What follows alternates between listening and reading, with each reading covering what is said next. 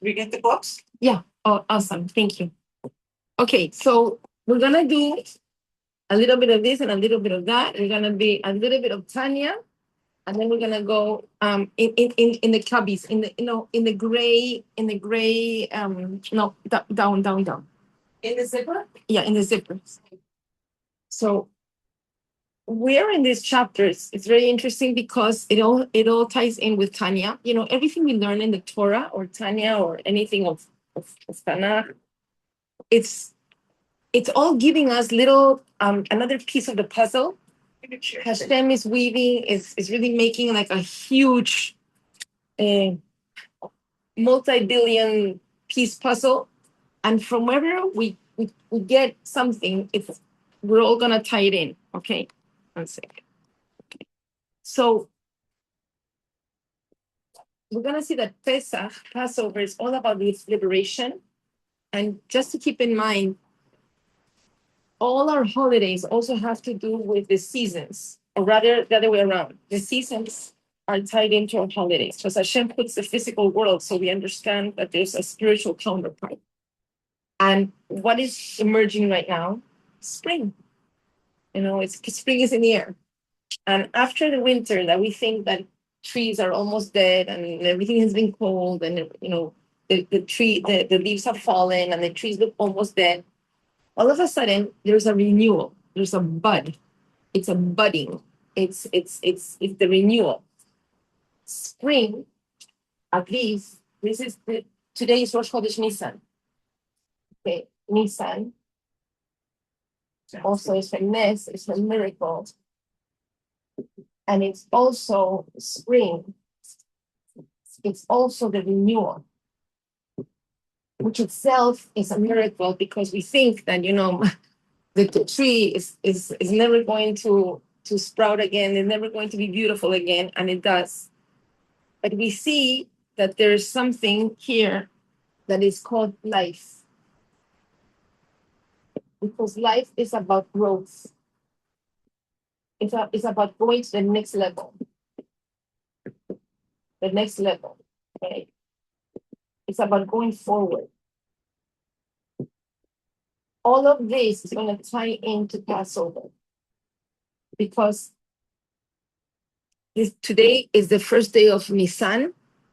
And because Pesach is the central holiday of this month, it permeates, its energies is like in everything of this month. Okay. And we see Pesach is about Passover. Hashem jumped over the Jewish homes when he was killing the firstborn in the 10th plague. It's all about leaping, taking a leap, going forward. Okay. So too, I'm gonna give here. Yeah, thank you.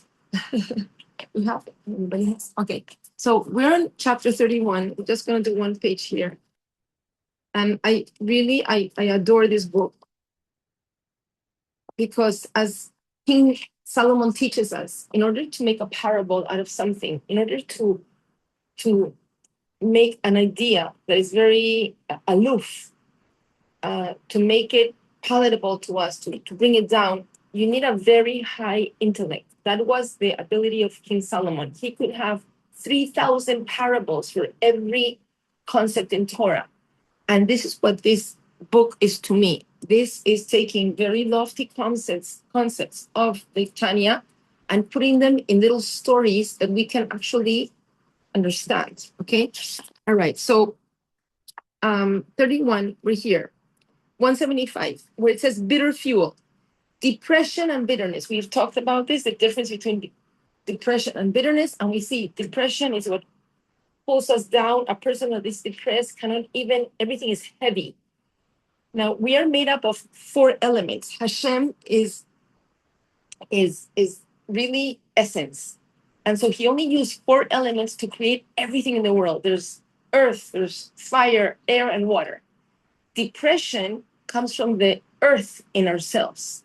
That's why earth is pulled down. And that's why a person that is depressed is downward, it's like putting on the brake. Now, if we're talking that this is life is going forward, is going to the next level, a person that is depressed is like putting on the brakes to life.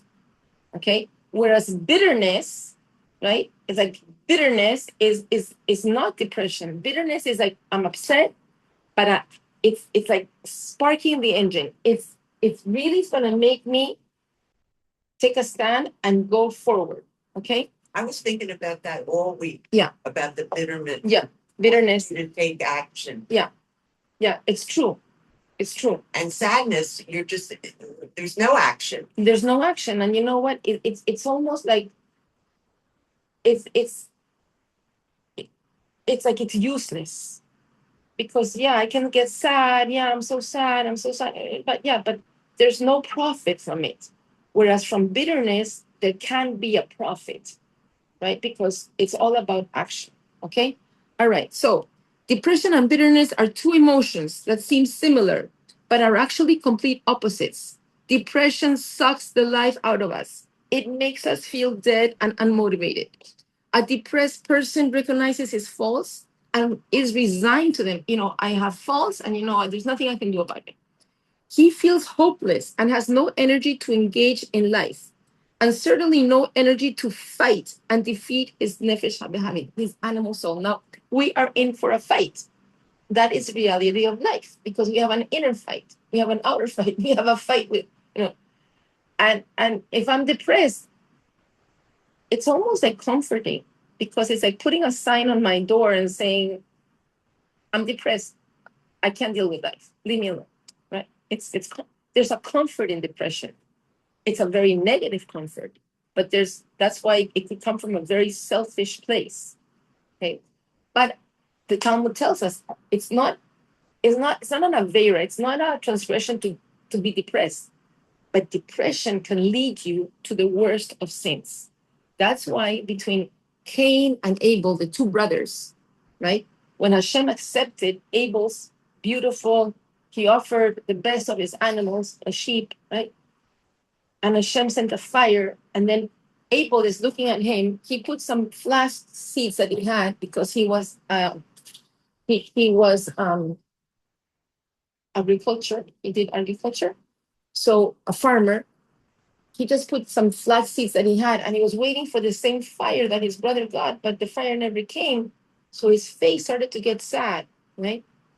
And Hashem tells him, why is your semblance down? Why are you depressed? And if you keep on being depressed, he says, sin is crouching at your door. If you keep on being depressed, and Hashem tells him, offer me the best that you have, and I will also accept it. But don't give me just some lousy seeds that you had left over. Hashem knows everything. He knows our thoughts. And he just wants us to give him the best. So if you have some lousy seeds that you have left over, you're going to give them to me. I'm not going to accept them. Hashem doesn't like mediocrity. That's the thing. He wants us to be our best because he knows our potential. You see, that's also the thing. This is all about potential because the tree that has lost its seeds, its leaves, and its fruit, but has a tremendous potential that is latent, and in spring it comes forth. That's spring. You know what I'm talking about? That because this is what we're going to acquire on Pesach. That's the magic for the whole year. All of these things, okay, and ultimately, right? Abel does not do his best. He just gets depressed. And what does he do later? Because nobody wants to be depressed. It feels really bad. What does he do? You kill the competition. If I don't want to be better, if I don't want to reach my potential, and my neighbor is doing great, one way to feel better is I'm going to kill him. Then I don't have competition. That's what he did with his brother. See? That's where depression leads us. Okay. It's very sad. We had a friend. I mean, I can't get this image out of my head, but this man, he was a beautiful man, family man, beautiful family. And again, he got into very financial problems. And one day, he was leading his family. He said he was going to have business somewhere in Florida, this, that. He disappeared. And the family called the police. And the police tried to find him, and he said, he's not lost. He has hidden himself. Like they tried to look for him. He has hidden. Well, why did they find him? He committed suicide. So what was so terrible, like, I mean, one of the terrible things about it was that when they were looking into the films of the building where he lived, the children showed me the films from the building. I saw him going with his little bag to the place that he was going to commit suicide. Like, you could see this man leaving his house in the elevator, going to this, what he knew what he was going to do. It's so sad because, we talk about these concepts. This is real. If a person allows the depression to take a hold, and depression is coming from the animal soul, and I allow the animal soul to conquer me and I don't battle it, it can lead us to the worst of sins. I mean, this is terrible, right? Okay, so you see, these are not just like little philosophy up there. Okay. Okay. Bitterness, however, is brimming with vitality. Brimming with vitality. It has energy and momentum. Bitterness is going to be in the Seder. It's going to be the bitter herbs. Por The favor. bitter herbs are bitterness. Because as I have said many times, the Pesach Seder is surgery. It's a 15-part surgery. One second, somebody's speaking. Okay, I don't know how to do this. Okay, participants here. Okay. Okay. So this is part of it. And it's a Hashem telling us, take the spark up your car, like the ignition. And that's why we eat bitter herbs on the Seder. And it's going to be the turning point of our Seder when we go from one state of being, from slavery to freedom. Okay. So, depression should be avoided at all costs, but bitterness has a time and a place. Sometimes a little frustration at our current state is all we need to propel us to where we need to be. Because a person can be doing everything that's wrong, but maybe he never realizes it. That's not good either, right? Living in La La Land, he doesn't realize what he's doing. A little bitterness is good, like a little self-analysis, but there has to be a time, a place. We don't eat the bitter herbs at the beginning of the Seder. No. First, we talk about Egypt. First, we say, we came from this. These are our patriarchs. We come from, Abraham, Isaac, and Jacob. We're so great. We're coming from this greatness. Now, I have a problem. Now I can switch. There has to be a time and a place. Okay, let's go to the green part. Greater joy. The Tanya prescribes a powerful mental medicine to help keep our emotional and mental well-being. I'll tell you, ladies, when I learned this, because I think as a teenager, I could have times that I was depressive thoughts, life could get you sad. And once I learned Hasidus, that's my fascination with it, because I feel I wasted so much time.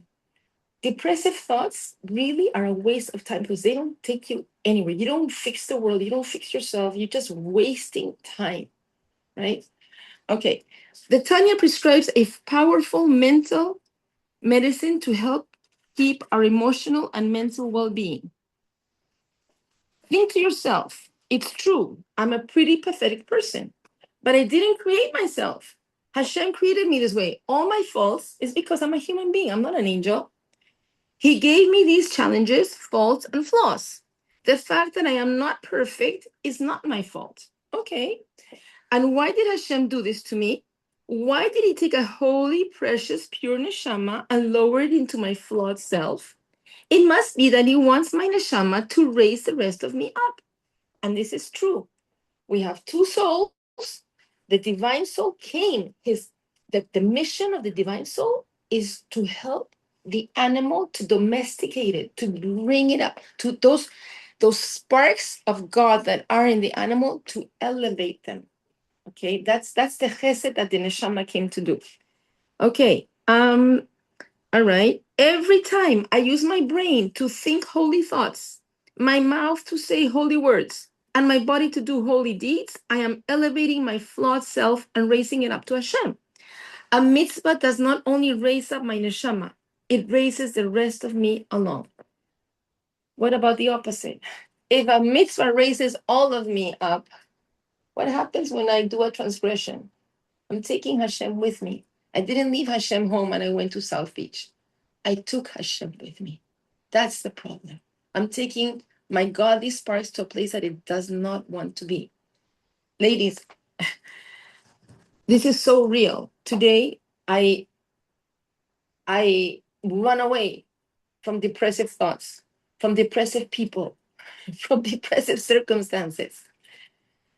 You know, you have to keep yourself. Is it?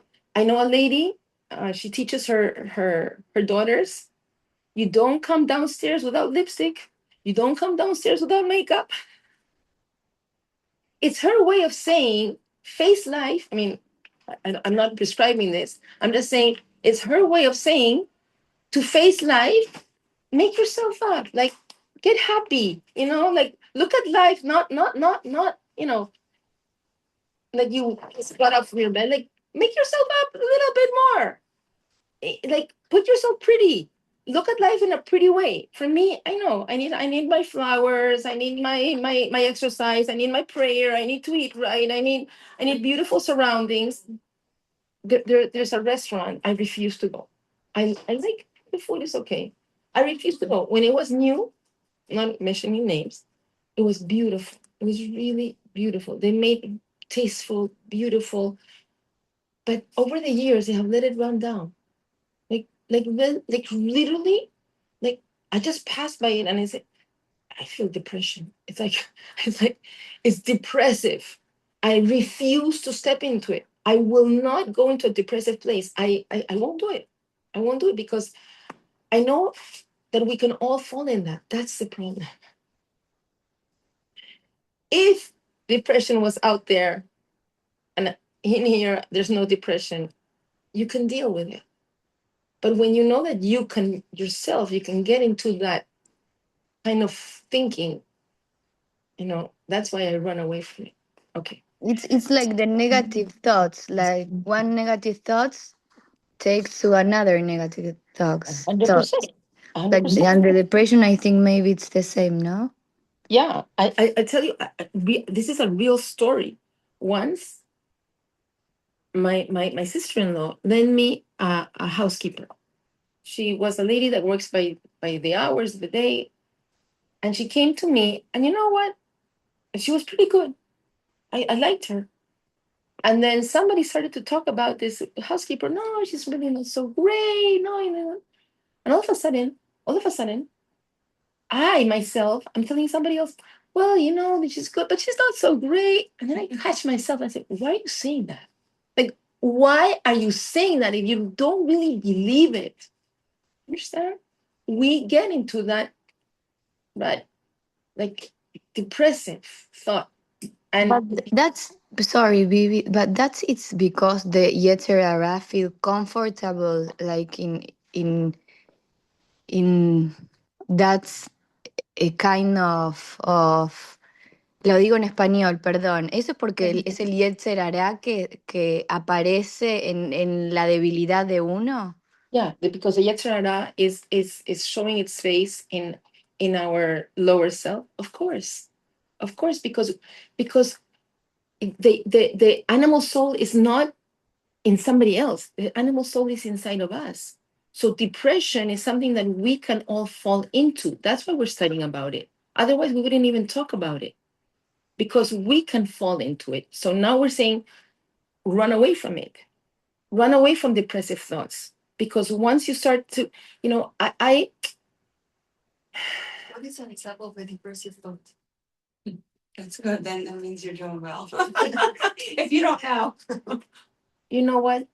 The day is nice, but you know, it's not so hot. You know, I wish it was hotter. You know, it's a little cool. I went to a party last night. It was so nice, but not everybody said hello to me. It was it was okay. But. Huh? Are you been? Yeah, but because You're you're not. be satisfied. Yeah, because everything is like medium. It's mediocre. I could be better. I should do more. I could have studied more for this class. I didn't think myself. Yeah, like life is a victim. I'm a victim of life. It's not good. It's like even like it's The truth. yeah, but we can all fall into that. That's right. So we're talking about it because anytime you detect that, you have to run away from that. Sometimes You know what? very, very like very sneaky. You 100%. You don't even notice. 100%. The animal is very sneaky. The snake was the sneakiest animals of them all. Sometimes you see it right away. Sometimes That 100%. And the more refined you get, the more refined your animal soul gets. So the more the little. I'm just gonna tell you something. Like as women, we influence our surroundings. We're nurturers for the good and the not good. So people around us, our family, could be spouses, could be children, could be extended family, could be whatever. However, we are going to look at life, they start to look at life. 100%. When you talk about the housekeeper example, Yeah. I think it was more lush and horror. Like it's like don't tell anyone if you don't like this restaurant. Someone told Right. me because like maybe they love it. Yeah. But for the housekeeper, like you were I guess it is depressive and also like someone told me she's not so great. So Right. then you think she's not great. Right. So Right. don't hire them. Yeah. Well, Right. before It's you not even Yeah. fair to her or to you. Yeah. Just don't. Yeah, but it's not even that. It's like not looking at the glass full, half full, and instead you're looking at the glass always half empty. Like maybe I could have studied more for this class, but you know what? It is what it is. And I'm here and I'm going to do my best and Hashem's going to help and it's going to be amazing. And I think that's how we should look at life. At the glass half full and it's going to be amazing. And whatever I do is thank God. Baruch Hashem, it's going to be great. Right? That's how we should look at life. have to have like 100%. That's also another theme of Pesach is to say thank you. That's right. Thankfulness. And part of depression is not being grateful. Part of the part of what fuels depression is not realizing what you have. Right? It's not being grateful for what you have. It's a little bit of like ungratefulness because I'm only seeing the bad. I'm not seeing all the good that is in my life. Like this person that I know that Hazrat Shalom took his life, he has so much good. A loving wife, amazing children, like really an amazing life. Yes, he had problems. Yes, he had these financial huge problems. Okay. But if he would have taken the hand of his children, help me, everybody help me, come on, let's do it. They would have loved me in doing that. Instead, he left them in limbo. It was really a disaster, right? He couldn't take it. He couldn't take. I understand. I know. This guy, he was a beautiful neshama. I understand, but we can understand that the Yetzer They should have Hara helped him. conquered him. They should Conquered have him. helped him. No, because they didn't Yes. know that they didn't know It's what's because going they on. hide it very well. Okay, who is this but person? Huh? Who is this person? I can't say. No, we don't. I can't say, but It just you know, happened now. I've seen him in all the he's trajectory. I know the Bishop. family. It's like, huh? Yeah. Not all the people have the same inner strength. 100%, 100%. But the fact, Emilia, that Hashem gave us this Yetzer Hara, for sure, He gave us the strength to overcome our own Yetzer Hara. And that's 100% true. Hashem does not give a person something that they cannot deal with because Hashem has given already, He gives the medicine. Moshe was born in Moshe's mother was born when the Jewish people, were coming into Egypt. Like the seed already for the cure, the redemption was already before the problem, before slavery. So we need to understand that, and that's why we have a Torah that's telling us whatever our shortcomings are, Hashem already has given us the power to overcome them. Okay, and so that's the message of Pesach. Pesach is telling us you can go forward. We will go forward. No matter how bad the slavery was, there is going to be a better future. And whatever happened in Pesach is going to happen again. And it's happening. We are living open miracles, really. Okay, let me just finish this page and we're going to go to Pesach. Can I say one thing? Yes, ma'am. About it, Yes. because it touched my heart. Yes, no. Yeah. Yeah. So, Go ahead. it's like there's some people, yes, Hashem gives us, the strength to see and to conquer, and He doesn't give us more than we can Yeah. handle. Yeah. And everything. And I Yeah. think that it's very, very fair to say. But Yeah. there are sometimes I think, I feel strongly that sometimes people don't have that, like sometimes they don't see that they have that, or they don't have the luxury. 100%. Tells them, listen, this is how you 100%. feel.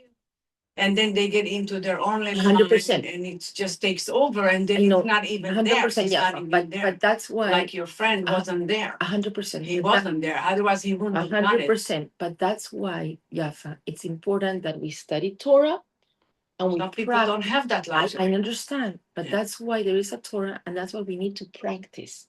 And we need to practice the good thoughts in the little things in life.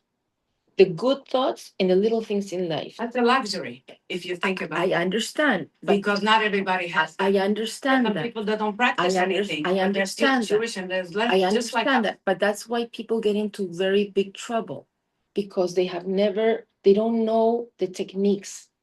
They don't know how to deal with life. They don't know how to deal with themselves. And I understand that, but that's why there is a Torah. And that's why, Of course. Torah is called a manual of life, and it's called a torch, Definitely.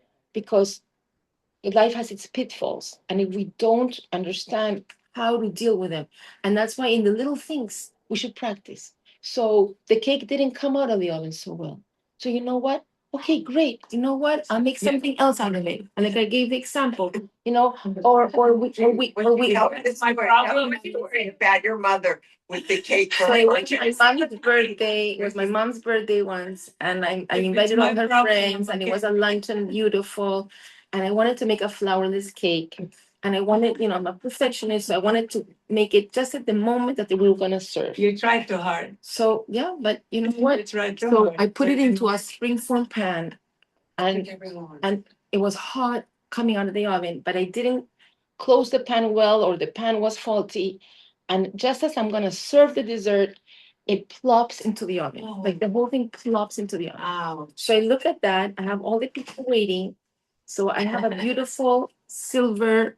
It's like it's like a serving dish. Like it's beautiful. I took everything that has fallen into the oven. I put it with I scooped it out, and I put a beautiful silver ladle, and I came out and I said, "This is the latest Parisian dessert of chocolate." And everybody was, wow, like, wow. So it really is like how to make lemonade out of lemons. Now, I'm telling you something. I wasn't like this as a teenager. I have learned this because of the Torah. I've learned this because of Hasidus. So Wisdom. I'm not telling you something that I haven't practiced, and I put it into practice. We need to practice in the little things in life, But and then it becomes your mindset. Provided to you, if you're in the Yeah. area of that, if you're I there. understand. And So Hashem put him in an area that he didn't have that. 100%. Nobody's And gonna. that's why he's like, 100%. But and it was his time. 100%. But that's why we have to understand, if we do not practice these things, the Yetzer Hara can conquer us, and it can lead us to very dark places. Okay. All right. The last one. So from the forest itself comes the handle of the axe. This is from the Talmud. It says, from the forest itself, from the trees itself, comes the handle, which means from the bark, it's made the handle of the axe that's going to chop down the tree. This is the Talmud. So what is it telling us? It's telling us that every person in ourselves, we can be our best friend or our worst enemy. because nobody can really do damage to us unless we really do damage to ourselves. From the forest itself comes the handle that cuts on the tree. Wood is used to cut down wood.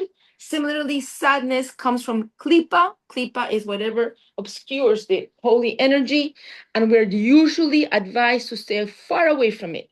But sometimes klipa's tactics are themselves the best weapons to destroy klipa. So we need, you see, because the first sin was done by the snake represents klipa, and it was so, like you said, sneaky. We need to use sneakiness to counteract it, but in a good way. We need to use sneaky tactics, but in a good way this time. So, but sometimes okay, if you feel frustrated about how distant you are from Hashem, there's no need to worry. Use that bitterness to motivate you to become better, right? Yeah. All right. So then the sadness can be the best weapon to destroy the klipa that separate us from Hashem. Shlomo HaMelech, King Solomon, says that in every sadness there will be an advantage in the future. He says it that from every sadness there will be a profit. So in Pirkei Avot it says the wise person thinks about the consequence of something before they act, before they think. Like, is this thought coming? Is what's going to happen afterwards, right? When I say something, what's going to happen afterwards? And before I act, like if I invest my money, right? What are we all thinking? Wait, is it going to be profitable or not? Right? I don't want to invest my money where it's not going to be profit. I don't want to lose my money, right? Okay. So too, everything physical there's a counterpart part in spirituality. Before I think, before I speak, before I act, I should think about the consequences. So King Solomon says, even in sadness, there can be a profit. Why? If I turn it into bitterness. So let's say, I'm frustrated because, every time I go past my desk it's piling up with books and and letters, and so okay, how can I make this frustration profitable? Okay, I'm gonna organize. I'm gonna go to the container store. I'm gonna make get some organization. I'm gonna put it away. I'm gonna make some shelves up. You rise above. 100%. But Yes. that's only Think over it. That's it. Exactly. You had enough, then you're gonna do it. Exactly. Okay. All right. So, all right. So Mohammed says that in every sadness there will be an advantage in the future. The sadness itself is not good. It comes from klipa. However, it can bring to a future advantage the energetic call to action and the joy that comes from connecting your neshama back to Hashem by learning Torah or doing a mitzvah. So, I'm about teshuvah. Example A. Example A. Right? So what was my motivation? Because I felt, you know what? I feel there was some emptiness. I feel there was some disconnection. I feel there was, you know what? It wasn't enough. Life for me was amazing parents, amazing family, everything, but it wasn't enough. And I saw how a person could stumble. A person could stumble just by relying on our own thoughts. And that pushed me, like really, it pushed me to become a teshuvah. And with a lot like that, it turned into gasoline. Like I turned into, like I run away from that. So there can be a profit in those thoughts if we turn them into action. You were looking for the meaningful thing in life, or you were just, Meaningful and ultimate. What is I was looking life? for essence. I was looking for something What is it? that is true. Not only yesterday, not only in 20 years, not some philosophy. I wanted something that was like essence, like Why that is here? ultimate, that there is a God. Because it says everybody has their truth. And if we analyze what did you have this morning for breakfast, everybody will tell me something different. One had breakfast, one didn't have breakfast, one had coffee, one had a donut, one had a healthy breakfast. And everybody's that's true for you. But then there's an ultimate truth, which is Definitely. how much protein do you need? How much sugar do you need? How much oil do you need in the morning? Like there is something that is ultimate truth. Okay, so I was looking for that. Okay. All right. Oh, I shut it down, but It gets to you, though. Okay. I mean, doesn't it really find you? Okay. This one is not Yeah. working. Okay, what? I feel Let's- like it finds you at the right time that you're ready for it and you're looking for it. Okay. It finds you. I But- think it found But me. you have yes, but you So have everybody- you have freedom of choice. Yeah, but the thing is, you see, we don't grow up with the knowledge until it hits you personally. Each one of us have the right Okay. time. Okay, let's go. We have a 15-step program. So all of this we're gonna see in our Passover Seder. Okay, we have our 15-step program. Thank you. And also every hug is Oh, thank you. Oh, every hug is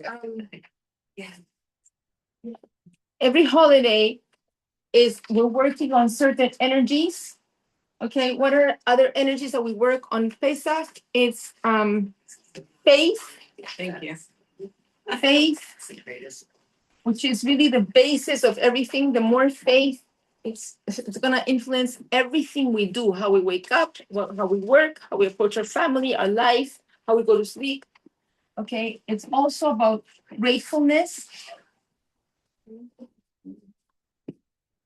It's also about remembrance.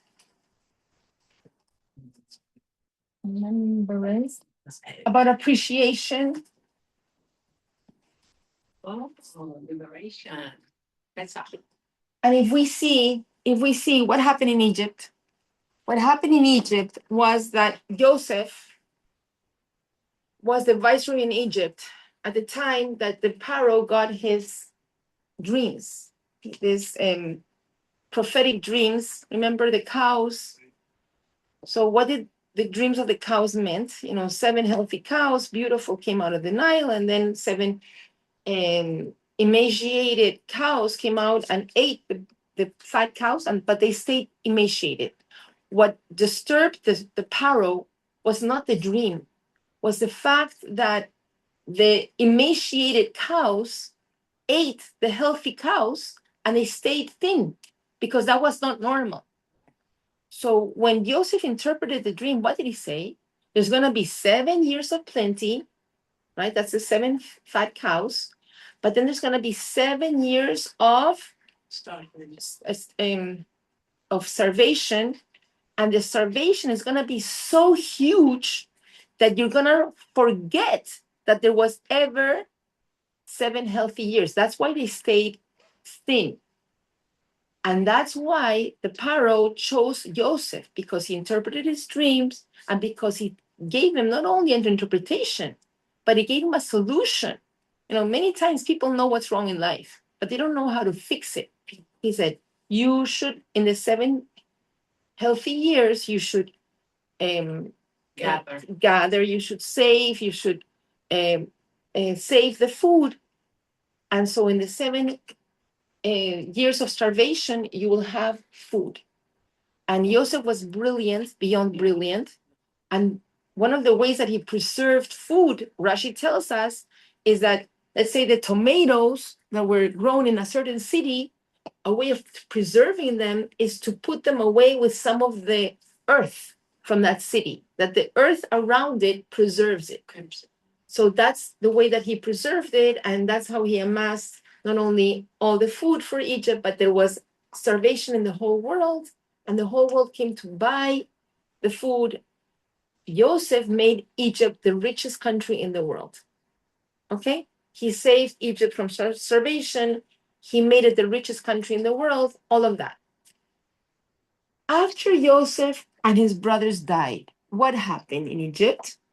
They start a campaign of anti-Semitism. What was the campaign of anti-Semitism? They said, and it says, a new Pharaoh arose that did not know Joseph. How could they not Joseph? They were saved by Joseph, right? Joseph was a legend in Egypt. And Rashi says maybe it was the same Paro, but he chose not to remember. So not to remember is the opposite of gratefulness, to be ungrateful. And if we see in our Torah, the Torah has many underlying concepts that are through and through the whole Torah. One of them is gratefulness. One of them is remember. And they go hand in hand. Both of these are the foundations of mental health. Okay. Mental health is based on remembrance and on gratefulness, right? Are you a psychologist? I did a BA in psychology. Okay, you can contribute more information if you have. Okay, but this is true. Okay, and what we see not only in Egypt, but we can see it in the whole world around us, is when they turn against the Jews, they really are ungrateful, because Jews have only contributed to the countries that they have been, as Joseph did, right? And how did the anti-Semitism start in Egypt? It wasn't true. Anti-Semitism is not based on facts. It's not based on truth. It's based on some lie that they want to make up, whatever lie, but they say it so often, that, which is happening right now in the media. They repeat it so often and so loudly, right, that we start to believe it. And it's not true. It's not based on facts. Okay. Anyways, this is how it happened. And I don't think we mentioned last week about Goshen. Okay. When the Jewish people came to Egypt, they welcomed us as the family of Joseph. They welcomed us with open arms. Why? Because Paro had taken a Jewish slave from the prison and in a few hours made him viceroy over the land. So people were saying, how could you do that? How could you take a slave, a Jew, and make him viceroy over us? And Paro said, listen, there's nobody else that has this knowledge. And I feel he's not a slave. I feel he comes from greatness, right? Paro was not validated until Joseph's family immigrated to Egypt, because we came from the royal family of Yaakov. Yaakov was known worldwide as the Prince of God. Abraham was the Prince of God. Jewish people were known as the Princes of God. So when we came to Egypt, they gave us the best of the land, which was Goshen. Okay? Why do we eat romaine lettuce in the Seder of Pesach? Because romaine lettuce on the outside is very sweet, but on the inside it's bitter. That's how slavery began. First, they gave us the best of the land. We lived in Goshen. We lived very well. When all the main brothers of the tribes died, they started this anti-Semitism against the Jews. And they were very brilliant how they did it. Paro said, we're going to make storage houses for the land. Like, it's a patriotic campaign. And Jews came from Goshen and they said, we want to participate. Did we talk about this last week? Oh, no. I came to this country right before Jimmy Carter made his campaign for president. I don't know if you remember. Yeah. Okay. Do you remember how Jimmy Carter, a very extremely wealthy man, how was his campaign? Do you remember? A little bit, but a Okay. little bit. He put in on the guards of a worker, of a farmer. He was on the tractors. You could see him on TV. On the tractors, you could see him with an axe, and going like this on the land. He portrayed himself as one of the people. This is a very old story. That's what Paro did. Paro came from the palace and he was working and to make storage houses for the country, which was out of protocol, but it was based on his hatred of the Jews.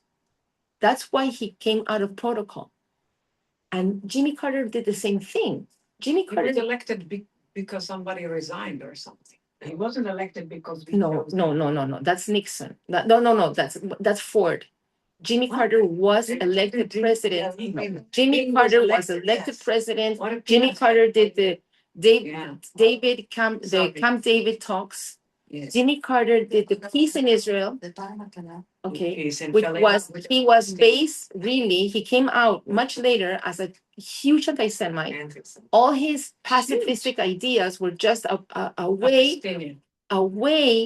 of getting land from Israel, which he did, and it was all based on anti-Semitism, and that's what the Paro did, and the Jews believed him.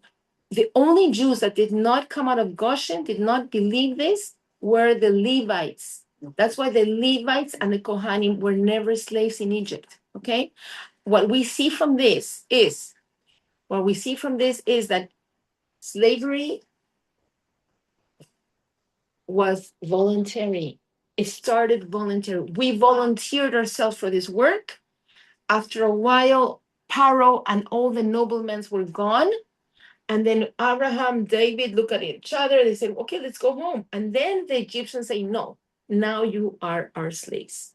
So, which is telling us spiritually, our animal soul, when we listen to it, ultimately it's going to enslave us. You can think of a drug addict. At first, it tries the drug just for fun. I want to be part of the crowd, peer pressure. I want to just enjoy myself. It starts out as fun, and then it grabs it, and it can't even help itself. Takes over. Right. Okay. So we talked about, I think, the first few. This is a 15-step program. We're going to go from slavery to freedom. Okay. And we're also going to tap into many of these things, okay, how to go forward, because we're sparking in our sefirot, in our energies, what the area where we can, the attribute that makes us go forward and leap and try something new and go to our next level of potential is from Chokhmah. Is the right part of the brain. It's the Chokhmah. It's when we go to Publix and we see a shampoo bottle and one says new and the other one doesn't say new. It's the same shampoo. One says new, which one do you buy? The one that is on the right hand. Why? So Why do we buy the psychological. new one? Why? It has the same thing. Why? Because we expect something new to be better. Something they have changed. It may be my hair is gonna be softer. Maybe it's gonna be I don't know, more luminous, more shiny. Something, right? We have that in us. That comes from the chokhmah. I want something new, but it's really based. So we go into the uncharted. The Jews left Egypt. They went into the desert. The desert was uncharted territory. But there was 80% of the Jewish people that did not come out of Egypt, right? Why did they not come out of Egypt? Huh? Was it fear? Fear, because They got used to it. They- They you knew know what they were And they were addicts scared. and they didn't they believe. were scared, life They was believe. miserable, they were cementing the babies into the walls, they were tired, They didn't care. they were jaded, they had the mentality already of slaves. I don't want to decide, just, Rabbi Lipsker Alav Shalom, would say many prisoners that have been in prison a long time, when they were set free, they would commit some petty crime, Yeah, just to be go back. caught and go back. Yes, they do. Most of them Why? do. Why? Because Because it's easier for them because to not handle things. don't tell me what, just tell me what to do, when to eat, what time to go to sleep. What I don't want to decide. 80% of the Jewish people, they were so it Tired. was like slavery had taken a toll on them. They could not activate their chokhmah. They could not think of a better tomorrow. There's going to be a different way of life. There's going to be a life without slavery. They could not fathom it. And the time for redemption had come. Hashem said, we're leaving. So in the ninth plague of darkness, Hashem, these people died. It wasn't that Hashem afflicted them. No, it was rather time we're leaving. My father was a very independent-minded person. As a little girl, he would go like this. All aboard, we're leaving. So he was going to the club, he was going to play tennis, all aboard, I'm the youngest. And you have to run. You have to run to the car. Because he got into the car and he left. like that was it. Like he left. That was it. If you were not in the car, that was it. But that was it. Hashem said, time for Egypt has finished. Now a new reality. Only 20% of the Jewish people believe this, could activate their chokhmah. This is also, once Miriam Anahan told me that this is also 1 in 5. What happened to them? They died? Yeah, When they were buried in the ninth plague, so the Egyptians wouldn't see this. But Miriam Anahan told me that this is also the ratio of people that get well in psychoanalysis. Only 1 in 5 people really can go beyond their problems, go forward. Yeah. Okay. So now you stay with the problem. Well, sometimes the problem sinks the person, but the good news is that everything, the Rizal has told us, everything that happened in this first redemption, it wasn't totally, because 4/5 of the people didn't come up. It's going to happen again, but this time, the second redemption is going to be complete. Amen. All Jews are going to come out. Amen. And also we should know that in this generation, Mashiach comes. right before Mashiach, are reincarnated the righteous women of Egypt. Okay, because the men were the ones that had lost faith, that couldn't bring themselves to think forward, but the women not. Okay, let's go forward. Okay, so I think we got into this class. We did Kaddish, right? We did Kaddish. Oh, we did do it. Yes, we did. Yeah, right? Kiddush. Kaddish is the Kiddush. Yeah. We said it's So they died how? in the ninth plague. They were killed, Oh, they died, that's and they were right. okay. On the So night. Okay. the first But the first Kiddush cup is the matrix Sarah, because she differentiated between a world of idolatry to a world of monotheism. She and her husband taught the people about God, and this is the first cup. Okay, then we just have urchatz, the washing of the hands. So the first washing is without a bracha, and we're washing away. I want to change. I want to go to the next level. So Venus. as Einstein says, how do you expect different results if you keep on doing the same things? So in the first urchatz, we're washing away from the impurity of the things that we shouldn't do. Just like like we this- do in the morning. Okay, so good. Okay, so third is the karpas. We did this one also. Karpas is the vegetable dipped in water. And Rabbi Jacobson says, because this is all Rabbi Jacobson, he says, taking the vegetable that is adama, grown on the ground, dipping it in water, is submerging physicality into the waters of Torah. We need inspiration, as we have said. A person without Torah guidance can give way to its lower tendencies. So this is taking my physicality. Remember, the Jews in Egypt were also doing idolatry. So they had to be redirected. Okay. All right. So now we're in Yachatz. I think we came to Yachatz last time? No? Okay. So what is Yachatz? Yachatz is the matzah. Okay. The matzah, the middle matzah. And we're going to break it. So we didn't speak about this, the kli? Okay. So this is the 3 matzot of the leader of the Seder. This is Kohen, Levi, and Israel. Okay, it represents the Jewish people. Between us, there's a difference. between us and the non-Jews, we're called the Kohanim of the world. The Torah calls us a nation of Kohanim.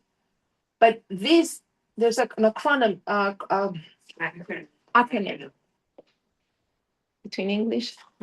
Thanks God I don't speak more languages. Okay, Kaylee is not only Kaylee that got married last night, but Kaylee is Yeah. a receptacle. So Pesach night, our sages tell us, is a night that is replete with blessings showering us from heaven. Now, what I need to receive the blessings is I need to make a keli. Remember the story? It's one of my favorite stories of the wife of Ovadia. Just gonna tell it really fast. Wife of Ovadia. Ovadia was a very wealthy man. He lived in the time of Jezebel, a very evil Jewish queen. She was killing all the prophets. He hid 100 prophets in the mountains of Judea. He fed them. He really spent all his money doing this, and then he had to borrow money to maintain these prophets. At the end, Ovadia dies a very, very poor, destitute man. He has 2 sons. The debtors from the people that he borrowed came to the wife of Ovadia and said, I need my money. And she said, we don't have.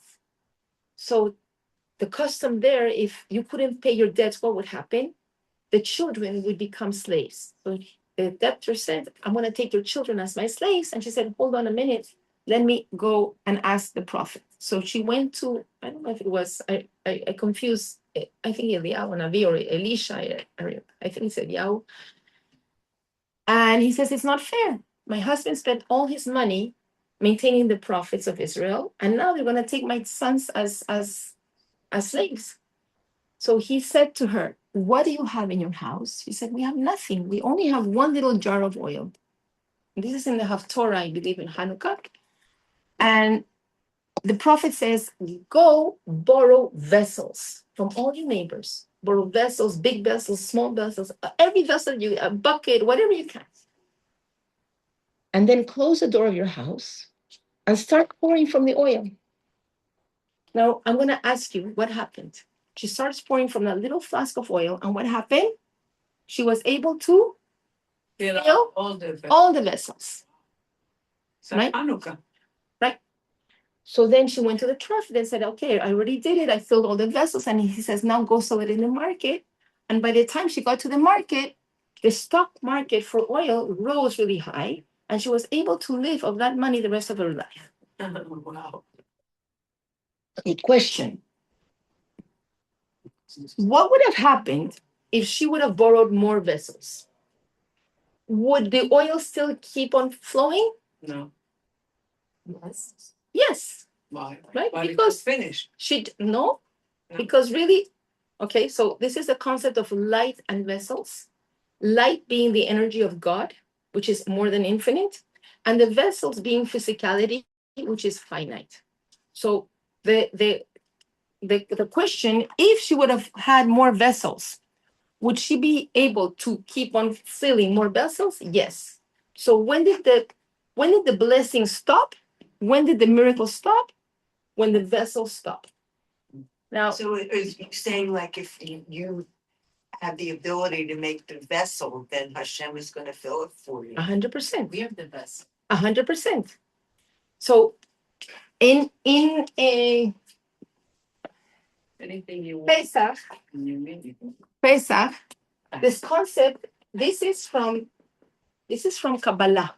Okay, this is from Hasidut. The concept of light and vessels. This being physicality, and this being spirituality. So what did we just say before? Pesach night is a night that the light is filled, it's coming down. It's like buckets and buckets and buckets. Okay? What do we need to channel these buckets of spirituality? We need to make vessels of ourselves. That's why we're cleaning the house for Pesach. You know. Because if my house is full, I can't put in more things. My mother-in-law, when she buys one thing, she gives away another thing. If she buys one piece of clothing, she gives it, which is great because then she has room in her closet, right? If you don't have room, where are you gonna put it? We are working on making of ourselves a vessel. What is the biggest vessel for Hashem? Is humility. That's why we're taking away the hametz. Because if I'm full of myself, there's no room for God. God says if there's a place and the person is full of themselves, of arrogance, there's no place for me. So we're working right now on making of ourselves a vessel. The leader of the Seder, the 3 matzot, these are clean. This is the vessel. So hopefully for the leader of the Seder, please get Shmura matzah, which has been dedicated. The round one, Shmura, it has been dedicated since it was harvested and cooked and everything. This is the mitzvah matzah, okay? And hopefully it'll be concave, a little bit concave so you can receive. Now, we try to get the best one, right? For the leader, the Seder. And then Hashem says, in Yachatz, break it. I don't want to break it. I spend many minutes just looking for the best one. Now you tell me to break it. Hashem says, yes. Why? When you find your humility, you can now start to receive greatness. You can now go to greatness. Hashem says, now you have found your limit. Now break yourself because you have a piece of me. You have a godly soul. You are infinite. By breaking, because a vessel is finite, I can only fill this amount of liquid in my vessel. But once I break it, Hashem says, now you're tapping into the infinite in you. This is Yachatz. So it's humility, but when we reach our humility, then we can reach our greatness. Okay? All right. So that's Yachatz. Let's go. It says here, humility, vulnerability is the message of this 4th step. You must have people in your life with whom you're completely open, honest, and vulnerable. The fake sense of I am whole is the greatest obstacle to genuine liberation. Okay, let's go to Magid. All right, so we go to Magid. What is Magid? It's very big. Huh? So reading the Haggadah. Okay, so let's see. Why are we going to read the Haggadah? Because it says in the Torah, on that day, Hashem says, when he takes us out of Egypt, he says, on that day, when your son is going to ask you, who took you out of Egypt? How did you get out of Egypt? How did you get out of that problem? Mm-hmm. You're going to say, Hashem took me out with an extended arm and a strong arm, right?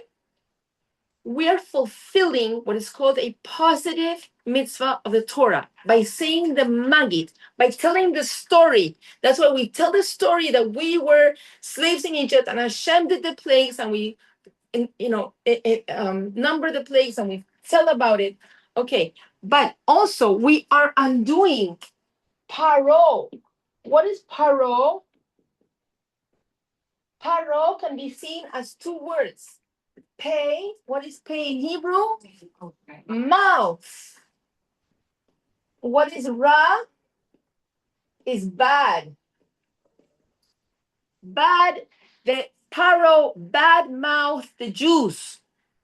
Right? As we said, what was the campaign? We have a modern Paro now. His name is, what's his name? Carlson, whatever his name is. Tucker Carlson. Tucker Carlson. Oh, he's gonna get his though. He's gonna get his. He's like the modern Bilam. Like the CIA is looking into him because of what he did. He passed information into Iran. They had it on. Really? Yes. Okay. He's crazy. You know what? It's gonna happen because right now, before Mashiach, all the masks are coming down. How about with Fox that he came out with something bad about it when they said that he was doing all terrible things? Okay, because that's the Paro. So the Paro is the one that badmouth the Jews, right? And how do we fix Paro?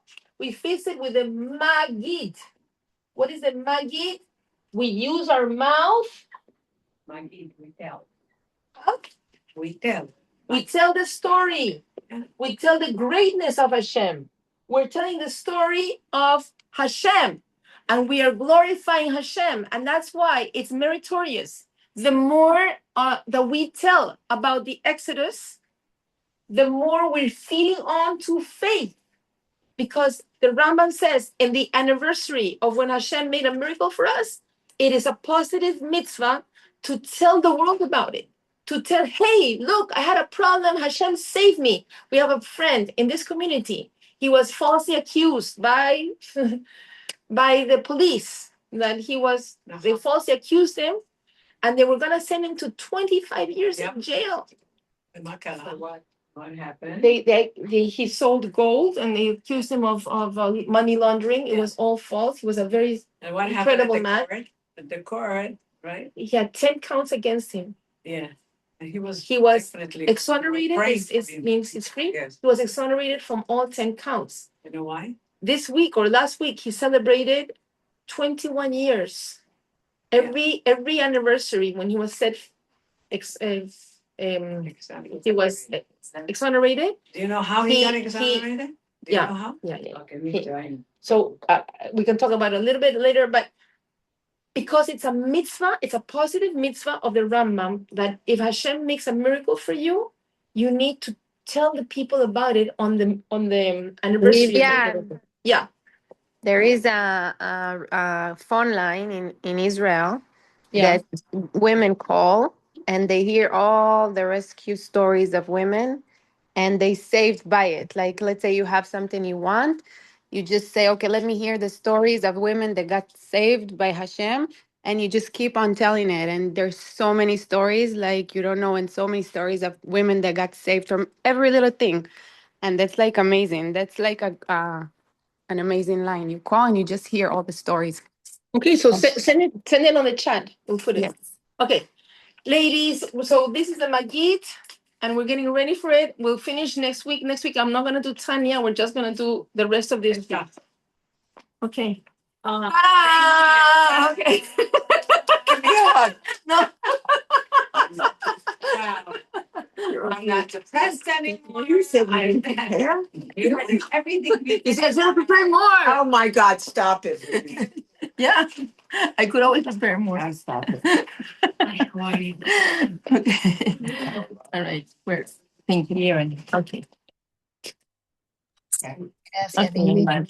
All right. Keep this. Yeah, you can keep it. No sé, no estoy acá. Aquí. Okay, qué bueno. Me las tuve un poco en el relax, pero Can you sign it there? here, all of them. Please. Okay, You're so much. lo que tú quieras. No sé qué. Thank you, te Vivian. ponen en velas. Voy a check. ¿Qué? Lo que sea, vente, con gusto. Let's say something.